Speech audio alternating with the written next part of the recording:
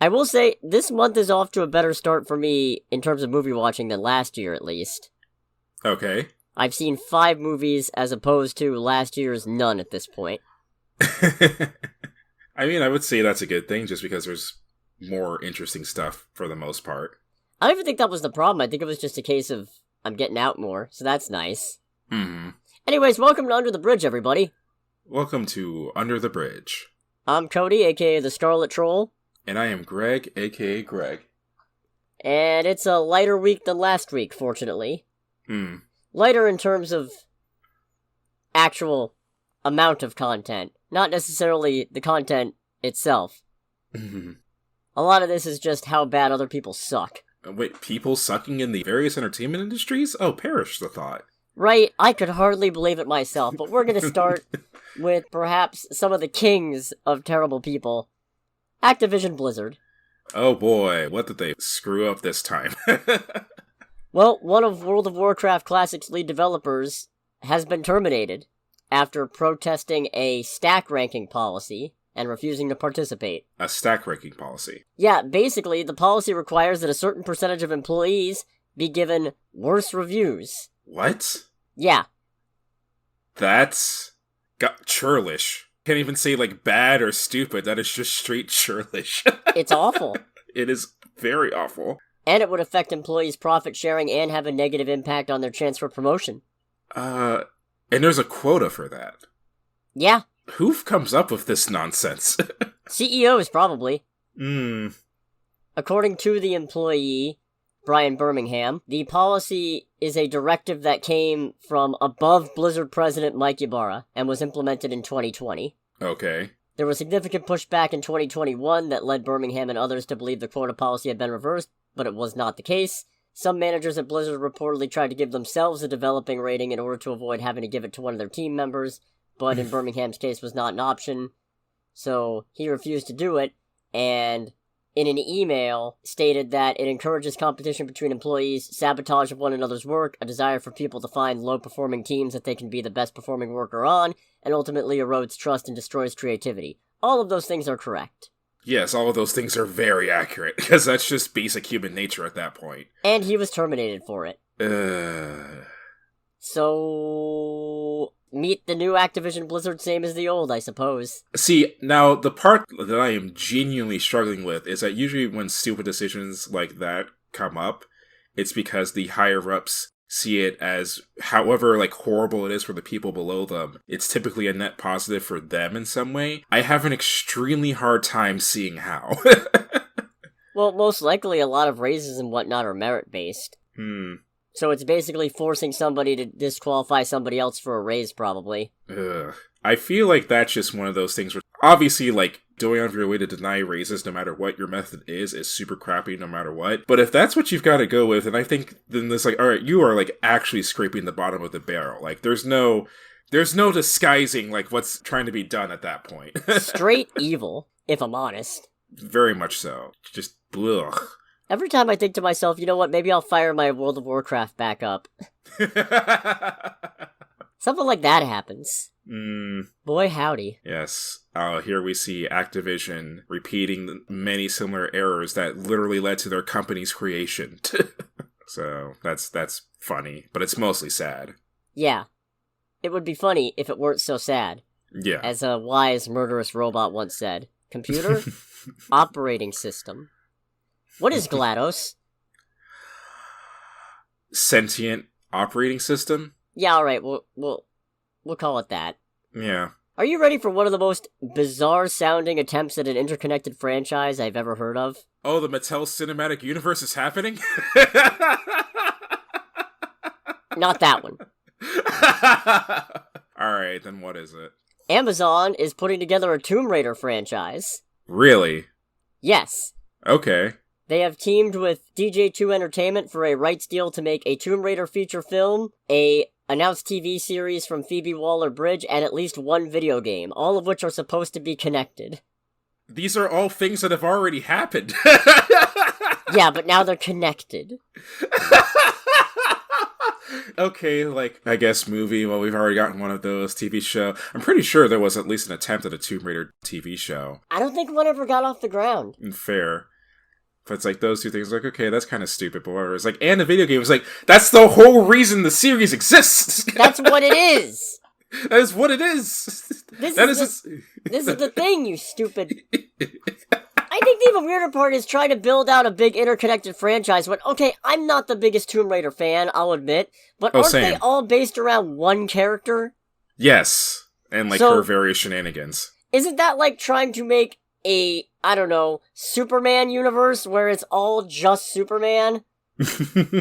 Don't you think people are gonna get a little sick of that? Oh, God, Now that's scraping the bottom of the barrel. It's like, hey, guys, this very, like, popular video game franchise that's been around since the 90s? It's like, yeah, we need to make a connected universe for it, but we've already, including a video game. That's why it's here. It's a great idea. Okay. And imagine if the movie comes out, right? And then you make the game, and then something in the game is crucial to understanding the sequel to the movie. Oh, that's gross. If people complain about having to watch movies as homework for other movies, can you imagine the shit show of having to play a video game and beat the video game to understand what's going on? That would be an argument that I would completely be on their side for, to be fair. Right? Like I have time for that.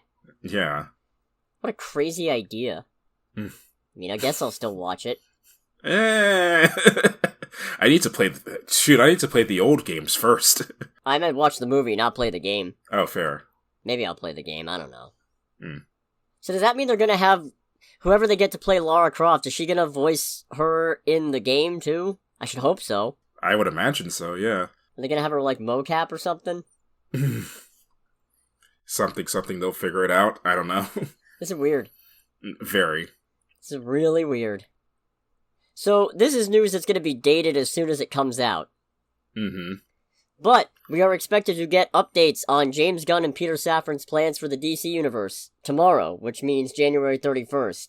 Tomorrow as of the time that we are recording this. Which means that by the time this episode goes up, this will be dated, and we'll already have an idea. But I am curious to see what some of these things are. I wouldn't be surprised if most of it is big hero Justice League adjacent stuff. The new plan for Superman, Wonder Woman, how they're gonna handle the Batman. But I also wouldn't be surprised if there's some smaller stuff sprinkled in there as well. I mean, even though it would be ridicule-inducing and justifiably so, part of me is hoping that at least one of the things they mentioned is like, okay, guys, you know what? We looked over the whole, 10-year plan that we talked about, and we realized that was a really stupid idea. Oh no, they're never gonna do that. Oh no, I don't expect them to. Shareholders need a concrete thing to build to, despite the fact that all it takes is one bad domino in the chain and the whole thing doesn't come collapsing down. Insert Batgirl. Insert a lot of stuff. Just stares at Batman v Superman. Just stares at... Yes. Amazing Spider-Man 2. Any number of X-Men movies.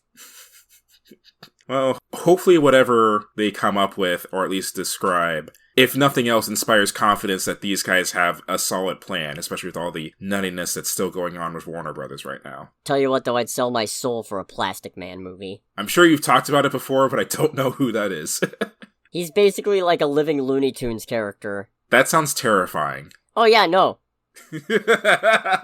He's Batman's contingency plan for Martian Manhunter. Really? Yeah. That's a scary thought. Yeah, he's pretty much unkillable. The only things that can stop him are heat and being frozen, and even that will only keep him down for so long. I think he spent some thousands of odd years scattered into pieces at the bottom of the Atlantic Ocean, and he was fine. It's like, I'm just sitting here, chilling in the bottom of the ocean. Something just like me that. And my scattered body parts. Yeah, he was like dust pieces, I'm pretty sure. I'm gonna have to look for a citation on that. Unfortunately, DC is not as much my specialty as Marvel, but I'm trying. Right. I'll tell you what won't be part of the plan, though. Mm-hmm. The Titans and Doom Patrol series. Oh, are those coming to an end? Unfortunately, it has been confirmed that both are ending with their 4th seasons. Oh, okay. I still need to catch up on Doom Patrol.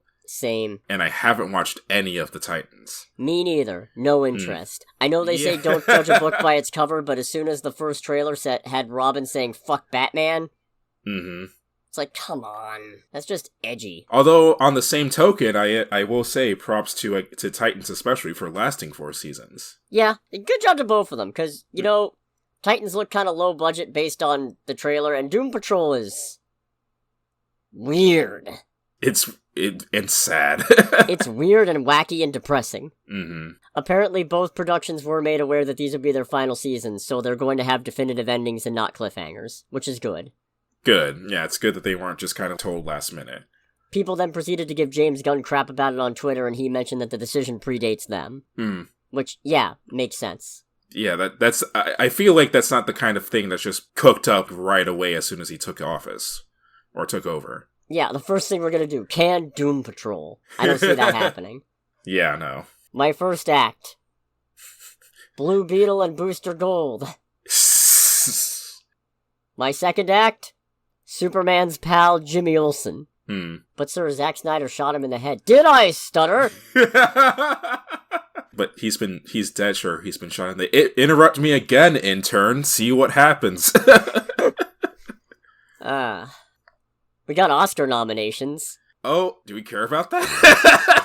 I mean, I think it's really interesting how I've seen a movie almost every week since March. And yet I've only seen 2 out of 10 Best Picture nominations. Oh boy. Well, what are our options then in that regard? We got All Quiet on the Western Front, haven't seen it. Avatar: The Way of Water, refuse to see it. The Banshees of Inisherin? I'm bad at pronunciation, haven't seen it. Yeah.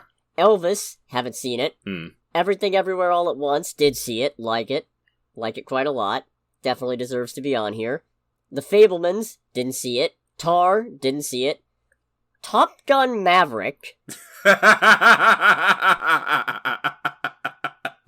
Okay. I won't lie, that makes me a little angry. I mean, I don't think it's even biased. It's just in terms of overall package, yeah, I feel like it deserves to be there. In terms of like the full package. I'll get into it in a second, but yeah. Okay. Also, Triangle of Sadness, haven't seen it, and Women Talking, haven't seen it. So, Top Gun Maverick. Nope should be on this list. Yes, very much so.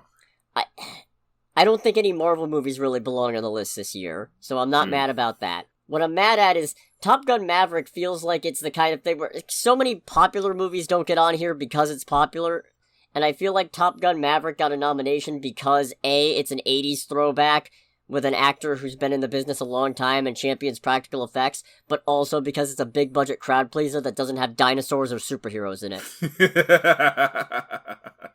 So, like, I understand, but I disagree vehemently. Yeah, I can see that argument for sure.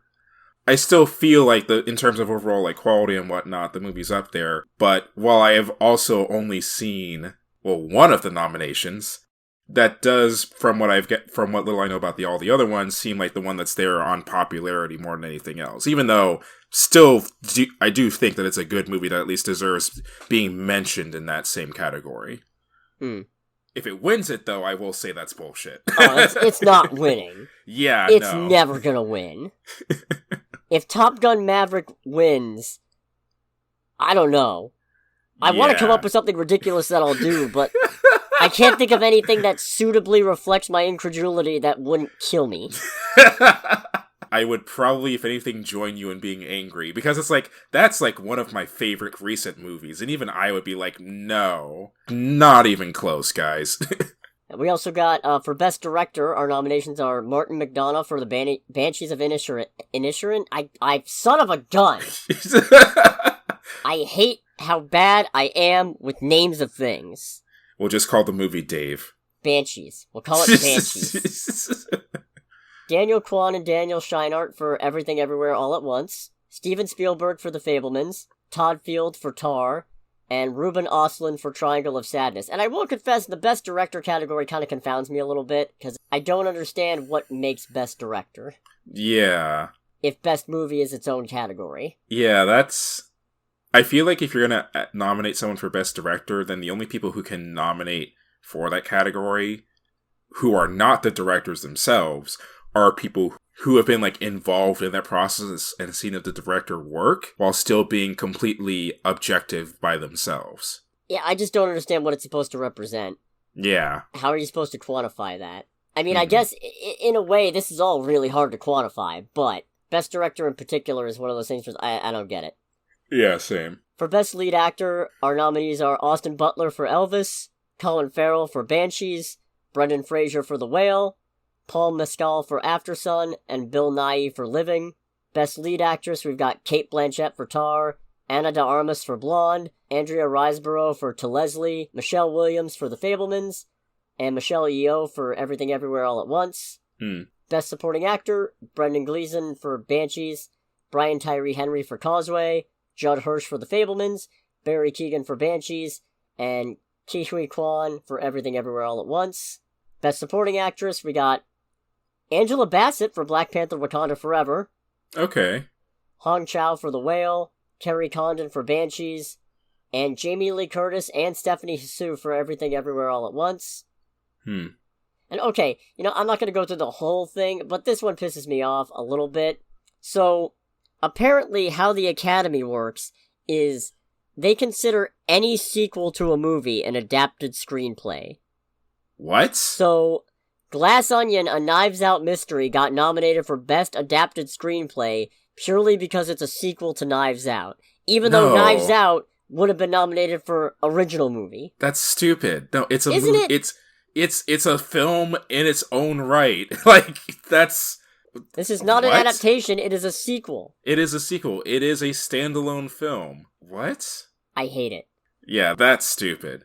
Well, almost as stupid as the one guy coming back from Kingdom Hearts. Oh boy.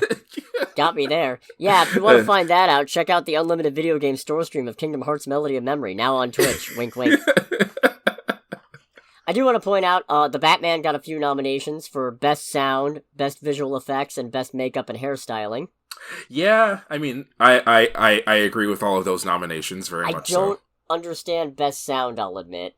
I mean, I might be biased just because the thing that pops out for me for Best Sound is the whole, like, sequence when the Batmobile is introduced. Yeah, I guess. I don't know, all I can think of is just... Dun, dun, dun, dun. That was also my second thought. Okay, is it just for the constant use of the theme song? And in addition to getting a nomination for Best Supporting Actress, Wakanda Forever also received nominations for Best Original Song, that being Lift Me Up, Best Visual Effects, Best Costume Design, and Best Makeup and Hairstyling. Yeah, I see it walking away with costume design. Well, it's also up against Babylon, Elvis, Everything Everywhere All at Once, and Mrs. Harris Goes to Paris. And now I haven't seen Mrs. Harris Goes to Paris, Elvis, or Babylon, but I feel like Everything Everywhere All at Once might be a contender. That's fair. Elvis might also be a contender just based on what I saw from the trailers. And I'm hoping, I honestly kind of want to catch up with most of the Best Picture nominations before the ceremony, just so I have an idea. Like, right. I don't especially care that much about the Oscars. I mostly just want to poke fun at how many movies I haven't seen. But I do want to see, like, okay, what made the cut? And yeah, like I said, I don't think any Marvel movies deserve to be on here this year because Multiverse of Madness was a fun mess, but a mess. Love and Thunder was ass.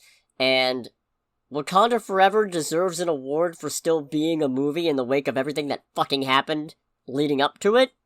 But that doesn't make it the best movie in and of itself. And there's quite a few points where you can see the seams showing, which is not the fault of anybody involved. It's just an unavoidable consequence of putting it out in the time frame that they did. Right. So I guess we'll find out what happens there on all these in March? I think it's in March. And then on the flip side, the equally awful but slightly less self-important side of the awards coin, the Razzies have come under fire a little bit. Oh boy. Yeah, they nominated Ryan Kiera Armstrong for Worst Actress for her performance in Firestarter. I would like to point out, this actress is 12. Bruh. Yeah. Bruh. Holy shit. Yeah, I know that Hollywood can be cutthroat, but dude, it's a 12-year-old. After coming under fire, they removed her from the nomination list and also introduced a rule saying that nobody can be nominated who is under 18 years old, which, that shouldn't need to be a rule. Yeah, that should just be from the get-go. Don't get me wrong, kids can be some pretty terrible actors, but generally speaking, they're fine, and you shouldn't make fun of them for it. I feel like I can forgive bad child acting versus bad adult acting because, well, they're freaking children. Yeah, adults have had all the time in the world to grow out of it, and also, kids are suffering from bad direction, probably stage parents, and the entire... God, you remember what happened to the kid who played Anakin? Yeah, wasn't it a thing of, like, he basically got harassed about that role for, like, most of his life after that? Yeah, no, poor kid. God, how utterly awful. Yeah. What kind of a dense numbnuts do you have to be to nominate a 12-year-old for worst actress? And then walk it back and be like, oh, actually, no, everyone has to be over the age of 18. It's like, that wasn't a thing from the start? It kind of... Let's not make fun of kids wasn't a rule?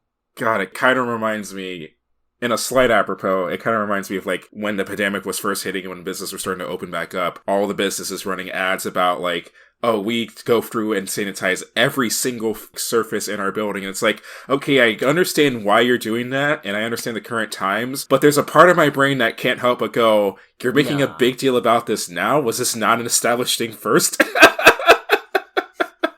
My brain just goes, no, you're not. Yeah, that too. You're giving it your best effort, probably. But no, you're not. Ugh, the fact that that has to be an established thing is a disappointment in of itself. Come on, they put Bryce Dallas Howard on here for Jurassic Park Dominion. What the hell? I look forward to ignoring the Razzies. I'll at least pay a little bit of attention to the Oscars. Hell, I might even try to watch them live if I can, if only because I don't want to miss another potential Will Smith slap. But, not that that's going to happen again, since he's been banned for several years, but something like it, you know? Yeah, some other... Oh, I kind of want it to happen, but I really hope that whoever's there has the common sense to not be like, hey, yeah, that Will Smith thing got a lot of attention. How can we top it? Somebody's thinking it. Somebody's going over it with an intern, like, how do we facilitate something even bigger than the Will Smith slap? I don't think we should. Shut up! This is marketing. It's like, this is bad marketing. It's marketing, damn it! Trailer time? Sure. Alright. We got a new trailer for Shazam, Fury of the Gods. I hate the song choice. Really? Yeah, granted, I'm not a particularly big fan of Drake in general, but when started from the bottom, like, going, it's like, okay, I understand why they picked this song, but god, do I hate this song now. Beyond that, I feel like it kind of falls into the trap of telling too much about the movie in the trailer. A little bit. Yeah. Because now we know that the Daughters of Atlas can de-Shazamify people. Mm-hmm.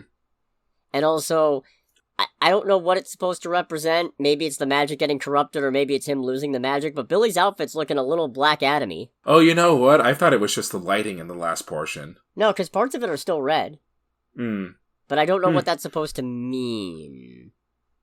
So I guess they haven't given away everything. Does he ever go, like, full Black Adam in the comics that you know No, but Mary did. Hmm. Yeah, she lost her powers for some stupid reason and the wizard wouldn't give it back to her, so she went to Black Adam instead and he empowered her, but it turns out his powers are corrupting and then she became a villain for a while and I think she had a pink mohawk or something. I don't know why that's so funny, but it's just like all this stuff about how she went nuts, became corrupted by Black Adam's mohawk. It's like, Black Adam's power. It's like, oh yeah, she also had a pink mohawk, just to sprinkle that in there. I think. Hold on, I have to look this up now. Hmm. I really don't remember. Or was it something to do with... Oh, it might have been something to do with Darkseid instead. Hmm. Oh, no, wait, it wasn't a pink mohawk, it was pink pigtails, apparently. Oh, okay. Yeah, alright, let's never see this again. Now I'm curious. Or should I not be? I'll send you a picture, one sec. Okay. I'm gonna have to cut this section down, I think.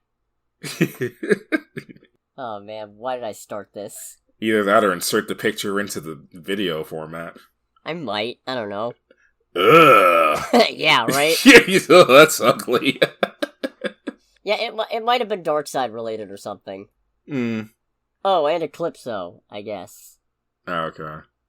Back to the trailer. Yeah, back to the trailer. Yeah, this looks alright. This looks okay. I'm still not looking forward to it as much as I am one of the few movies that doesn't have a trailer yet, which is Blue Beetle. Mm-hmm. But, I don't know. It'll be good to see the whole Shazamily at it. Yeah. Can you believe that apparently there's no connection with this and Black Adam, even though the two came out right next to each other? Really? Apparently. Oh, that's... I mean, there was no sign of Black Adam anywhere in here. Fair enough. And since he said his time's at an end, that means he probably didn't shoot a cameo. What kind of stupid set building is that? Stupid. Ugh. That's the kind of set building it is. It's just stupid once. Well, at least he's out. We also got a new trailer for 65.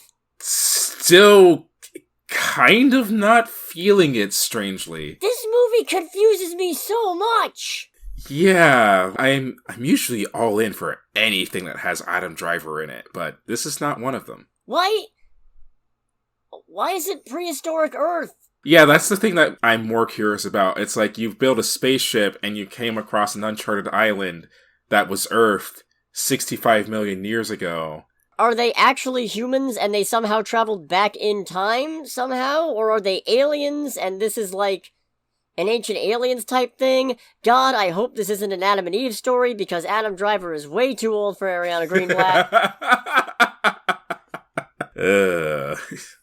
Is it just so you can have someone with lasers versus dinosaurs? You know what? That's actually the thing that disappoints me the most, that I am not that into a movie that more or less boils down to aliens versus dinosaurs. I mean, yes, the aliens in this case are humans, but I get the feeling that's the general gist that they're going for. So my brain goes, we should be a lot more into this than we are. Yeah! No, I don't understand. I should be much more excited to watch somebody laser blast a bunch of dinosaurs, but it's just, I'm too busy being confused. Yeah. Because I feel like there's a twist here, and I feel like they're keeping it from us. But I feel like whatever the twist is, isn't going to be interesting. Or satisfying. Nah, not at all, especially because it's Sony. Yeah. Don't get me wrong, they make good movies, but... Mm-hmm. I guess we'll find out. Yeah. Then we also got a trailer for the feature film adaptation of Stephen King's The Boogeyman. Yeah, when I watched this, the hell is going on? It says from the mind of Stephen King. Up there it is. That's why I don't understand it. Like, to a certain extent, I feel like it's really unfortunate that any time, like, I'm seeing something and it's like, the fuck is this, or what is going on? When Stephen King pops, I was like, oh, okay, we're back. We're good now. Oh, okay, it's a horror movie. Yeah, it's one of those things where it's like, okay, at this point, I don't know if it's a bad thing, a good thing. It's definitely a meme. I think the most recent Stephen King thing I've seen was Pet Sematary. The bad new one, not the good old one.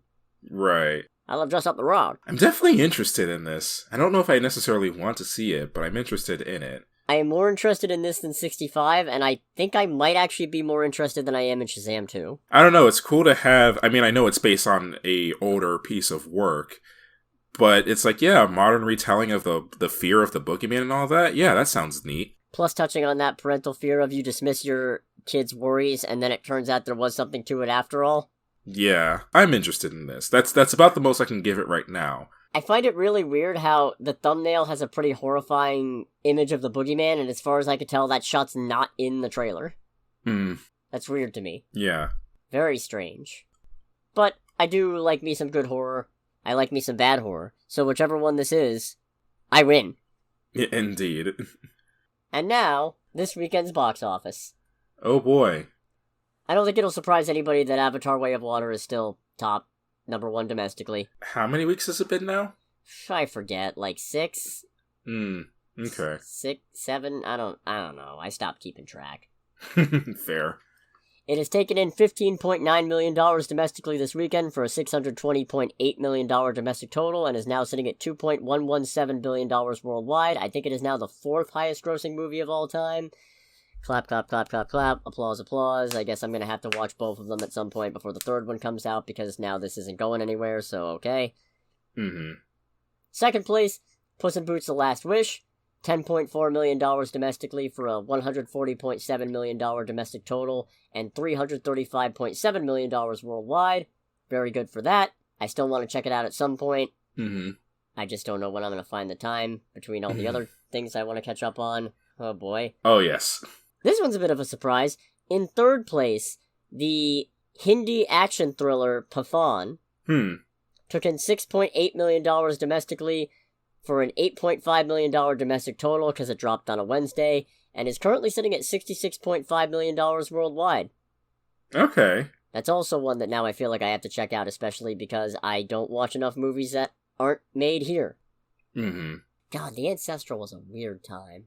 That was 2 years ago now. If it helps at all, I've been made aware of a Hindi Bollywood NASCAR movie. Say that again? I've been made aware of a Bollywood NASCAR movie that was made in 2007, I believe. I don't remember the name of it off the top of my head. Oh my god. But, long story short, someone on the NASCAR subreddit gave, like, kind of a rundown of the movie. It's like, this sounds awful and I have to watch it. Let me know if you do. I might want to join. I'll let you know if I ever get around to it. Fourth place, we got A Man Called Otto, which took in $6.6 million domestically for a $45.9 million domestic total and $70.8 million worldwide. And hanging on in fifth place, Megan, at $6.2 million domestically for an $82.1 million domestic total and $146.4 million worldwide. They are swimming in that dough. Oh yeah, somebody's just delighted. Can't wait for Megan 2 in 2025. Oh boy. Do you think eventually we're gonna get Megan versus Chucky? Oh, I want that now. That sounds like fun. I don't know if I want it, but I feel like we're gonna get it. It feels like putting a car in space or Jurassic movies eventually moving to humanoid dinosaurs as the bad guy. Inevitably, it's gonna happen, right? I mean, the former happened with Fast and Furious 9. Right, and it was terrible, but I mean, it was an inevitability eventually. Yeah, unfortunately. So, this week, only I saw a movie. And it was a toss-up between Fear and Infinity Pool. And I thought to myself, you know, I like the last Brandon Cronenberg movie that I saw, which was Possessor. So, let me go ahead and watch his other movie that's coming out, Infinity Pool. Alrighty. And I'll admit, I think Possessor was better. This one was a lot tamer than I was expecting. Well, I imagine it still being extremely uncomfortable throughout. I don't know, it was uncomfortable, but it wasn't Possessor uncomfortable. Honestly, I don't even think I'd say it was man uncomfortable. It communicated its point very well, and its point being that being rich gives you the freedom to be a total monster and escape most consequences, but for other people, it's not that easy. Right. And also that freedom from consequences, in a legal sense, does not save you from the destruction of your soul. Right. I don't feel like any of that is spoilers.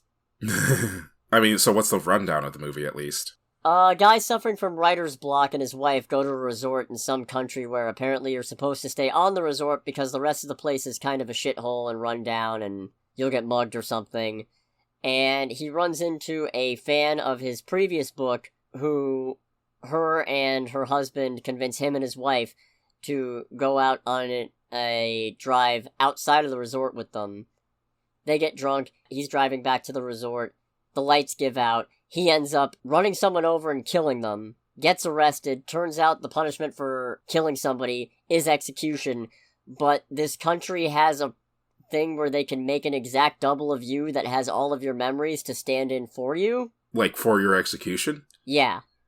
Okay. And things kind of spiral from there. Yeah, that already sounds like we can make copies of people with all their memories and personality. Whatever could go wrong? They really don't go as batshit with the concept as I was expecting. It's honestly pretty mundane. And I mean, it's an uncomfortable movie to be sure. There's a lot of really weird imagery, and they actually have a photosensitivity warning at the start of it. But, okay. Yeah, I don't know. I guess maybe I was just expecting a little more out of it. There aren't an awful lot of big twists, at least not in my opinion. They don't do a lot with the cloning idea. I don't know, it's uncomfortable, and it gets visceral and unpleasant at times, but never really in the way I was expecting. It kind of sounds like it's one of those deals where the general idea of the movie did have me at least interested. It's just one of those things where, honestly, given what was shown in the trailers, from both a general comfort and moral standpoint, I was like, I don't think I'm gonna like this movie. So, in a weird way, I'm kind of disappointed because it sounds like they just don't run with an idea that has a lot of potential as much as they possibly could have. I guess I was expecting more of an exploration of the concept and not the concept as an exploration for the idea, if that makes sense. And I'll get into that more in spoilers, but that's just the best way I can put it. Okay. Other than that, I mean, Alexander Skarsgård is kind of bland in it, but also I feel like maybe that's part of the point, so it's not really a fault. After the first execution, he's walking around like a man who's already dead, so it's fitting, but it's not the most engaging thing to watch. Mia Goth does a really good job as Gabby, the fan of his work. She is so good at just the most off-putting, uncomfortable performances. I need to go and watch Pearl now, because I loved her in X, and now I need to see how Pearl went. And other than that, I mean, it's fine. Would you say it's worth a watch? I'd say yes. This is where the delineation between a good film and a film that I like really comes in a sharp focus. Because I think this is a good movie, but I don't like it all that much. Okay. It's kind of the difference between, the best example I can come up with, last year. Everything Everywhere All at Once versus Doctor Strange in the Multiverse of Madness. Everything Everywhere All at Once is a better movie than Doctor Strange in the Multiverse of Madness. Hands down, not even a contest. But 9 times out of 10, if I'm going to sit down and watch something that I've already seen before, I'm going to pick Multiverse of Madness. Because it's just good shut the brain off fun, it's a good Doctor Strange movie with good character work for him, and that's something that I think even the first Doctor Strange was kind of lacking. The magic is crazy, but Everything Everywhere All at Once tends to go out there with its concepts in pursuit of its central point. And while, yes, that is what you would want from a multiverse movie, it also means at some points it gets uncomfortable, at some points it hits a little harder, and it's not necessarily the thing I would want to watch the most. But, definitely a better movie. So in that same vein, I would say, this is a good movie, but I'm not much of a fan. Okay. And part of that's my own expectations, I think. I was expecting something a little bit different with the concept that was presented, but on the flip side, I also think it's fair that if you're gonna present a wacky concept and use it to explore human nature, you should go wacky with the concept. Yeah, I mean, that makes sense to me. Unfortunately, I can't think of examples off the top of my head that fit that same description, even though I know I've seen movies like that. But I do understand where you're coming from there. So I guess I'm good to get into spoilers, and if you don't want to get spoiled on Infinity Pool, make sure to click away. But I'm gonna let the spoilers fly in 3, 2, 1. So, after the first execution, because not only does the double stand in, the double has all your memories and therefore feels all the same guilt, you have to be there for the execution. Why? You have to watch it. Okay. That's part of just how they do it. Because not only are you executed, the guy he ran over, his eldest son has the right to kill him or his double, so he kills the double. And the kid is 13. Oh. Yeah, this is a backwater fucking place, and it really begs the question, A, why does anybody come here, and B, why do they have this fucking technology? How do they have this technology? How are they a backwaters country if they have this technology? Presumably because they mentioned that nobody else has been able to replicate it, and I guess the place is probably corrupt enough that they're like, nah, we'll just keep it to ourselves and get rich, and we'll just keep the rest of the people down. So that was weird. James, that's Alexander Skarsgård's character, he can't find his passport afterwards, so he ends up having to stick around. Mia Goth's character ends up talking him into joining her for a drink, and she's hanging out with a bunch of people who have also gone through this process, and they proceed to bring him in on, yeah, we're gonna go rob this guy because he's responsible for our first death, which wasn't our fault. Okay. So they all get arrested again. They all get executed again. There's a whole fake-out bit where it looks like they're gonna have to face the consequences because the detective is tired of their shit, only for it to turn out, nope, that was part of the performance, okay, bravo. And at that point, James's wife, who is the source of all of his money, ends up leaving because she's sick of dealing with this, and because she points out it's not what happened, it's the fact that you watched yourself die and you didn't respawn at all, like a robot. What is that? Yeah, it's hard for me to disagree with that, because I feel like that's one of the signs of a psychopath. Yeah, the bigger twist, well, one of the bigger twists ends up being he didn't actually lose his passport, he was hiding it under the sink. What? Yeah. Okay, so he is a psychopath then. Yeah. And he ends up, back when we were led to believe that he doesn't have his passport, he's told by the people in his circle, oh, it's the detective holding it up. We're gonna kidnap him, though, because he's getting some kind of medical procedure done. And you can beat the shit out of him. And the guy they kidnap has a bag over his head, and I'm just like, it's not the right guy. It's not the right guy. They're fucking with him. It's not the right guy. Turns out it's a double of him. Oh, so it's a he's double. beating up a double of himself. Stop hitting yourself. Stop hitting yourself. Literal self-harm. Metaphor. Visual metaphor. Oh, was that like a purposeful metaphor in the movie? Oh, I assume so. Mm. It's a case of being so lost in the lack of consequences that you can't see what you're actually doing to yourself. You are literally killing yourself, that being your own humanity, in the pursuit of what you think will bring you cathartic satisfaction. I will say, if nothing else, this movie's worth watching because it made me turn my brain on a little bit, which, I feel like I don't have to do with a lot of the movies I watch for this. Right. And honestly, I was expecting something like a turnaround where somebody who they wronged would end up shooting them because ultimately they're only immune to the law, not to everybody else, but that doesn't end up happening. Turns out, the entire circle of rich assholes was just fucking with him. In the sense of, Mia Goth's character is not a fan of his book, actually never even read it, and was just using him to fuck around and have fun. He tries to get out after beating himself up, but they end up shooting the bus that he's on, the shuttle that's supposed to take him to the airport, and they make him walk down the road while they drive a car behind him. He ends up running away, gets shot in the leg. They catch up with him, and they actually make him kill another double of his. This one has been reduced to just being basically like a dog. Oh, God.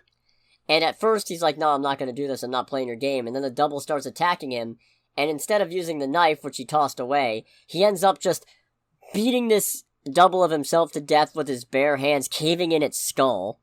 Oh, God. But you don't see a lot of it. Like, you see, it's kind of like, it's an out-of-focus pumpkin smash, essentially. But the movie ends with, they finally let him go, they're all on the shuttle to go back, all the rich assholes are just talking about what they're gonna do when they get back, redecorating the house and all that. He ends up choosing not to go, and ends up going back to the resort, which is now closed for the rainy season, just getting washed over by the rain, and that's where the movie ends. Jeez, that's heavy. It's heavy, and I see it. I see the point. I understand, and I respect it. I just didn't really like it all that much, because you'd expect, like, I don't know, some kind of commentary on this double technology beyond just what it does to you. What does it mean for this place that has literally gained the ability to replicate life? I don't know, not really the point. I feel like I would get upset with the movie in that last little bit of, like, the other rich, actual psychopaths just, like, laughing off and like, oh, what are we gonna do for dinner? It's like, I know this is the point the movie's making, but no conversation or anything about the acknowledgement of what you just did and what you just did to this guy. Meanwhile, homie's just over here just, like, I imagine just completely fucked out of his mind over everything that just happened to him. Oh yeah, catatonic, basically. Yeah. Jesus. But I mean, they do a good job establishing that he's kind of a prick right from the start. His wife wants to go try out a Chinese food place in town, and he just goes, why do they have a Chinese food place here? Like, what's that? And I'm just, I actually wrote a note, locals can't want Chinese food. And then he proceeds to immediately change his mind once he gets invited by Mia Goth's character after finding out she's a fan. So then I just went into, he's a big fat phony!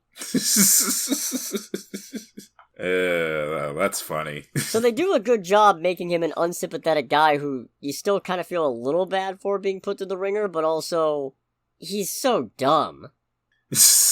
And he's so easily let into all this shit. Mm-hmm. In hindsight, I didn't expect the fact that she hadn't read his book. I knew it was a setup of some kind, but in hindsight it was very obvious because she never actually said anything about it. Mm. Oh, and also, not only is his wife rich, her dad's a publisher. Is the dad his publisher? Yes. Oh boy. And also hates him. Oh, apparently. We never actually see him. Oh god, it's just a formula of just vitriol, isn't there? Yeah. Mm. So, yeah, it's kind of underwhelming in terms of how well it uses this double idea. There's a lot of weird drug-fueled hallucination imagery, some weird sex shit. It turns out all the weird scrunchy faces, those are just masks. Oh, okay. Yeah, no weird mutations as a result of the doubling technology or anything, just masks. Okay, I was thinking it was just gonna be like a thing of like, yeah, this is the after effect of the technology, like people's skin gets fucked up. Nope. Hmm. The whatever fluid they use to make the double is gross. It looks like melted strawberry popsicle. Now I kind of want a strawberry popsicle. Same. Maybe I'll go to Sonic and get a limeade. But yeah, that's pretty much my review of Infinity Pool. It is a movie that, if anything, I wish was a little more out there.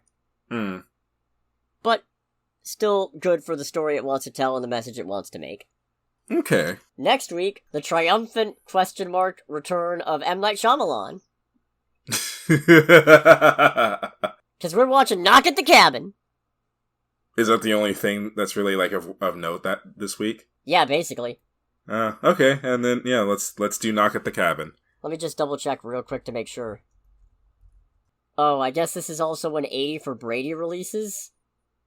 I have no idea what that is. Inspired by the true story of four best friends and New England's Patriot fans who take a life-changing trip to the 2017 Super Bowl to see their hero Tom Brady play. Yeah, it's Knock at the Cabin. There's also a limited release of The Amazing Maurice. Okay. A streetwise cat who has the perfect money-making scam. So Ed, Edd and Eddy the movie. I don't know. Hmm. Actually, I'm not even sure. I know I saw a showtime for that, but that might have been at Citrus Park. Oh, yeah, no. One second. Oh, nope, it's also here. So we can watch an animated movie or Knock at the Cabin. And I'm kind of leaning Knock at the Cabin. I'm leaning towards Knock at the Cabin. Yeah. In any case, thanks so much for listening, everybody. Make sure to like, comment, subscribe. Follow us on Twitter or Spotify or wherever, Facebook, wherever. I got a TikTok now. Even posted a thing on there. I hate every second of it. You are a better person than me since you have made a TikTok. I refuse to make a TikTok. Yeah. Tell you what I don't regret, though. Doing this. This is a good time. This is a very good time. We're glad that we have people listening to us. Yeah, it means a lot. Thanks, everybody. And I bid you all goodbye. Goodbye, everybody. See you next week.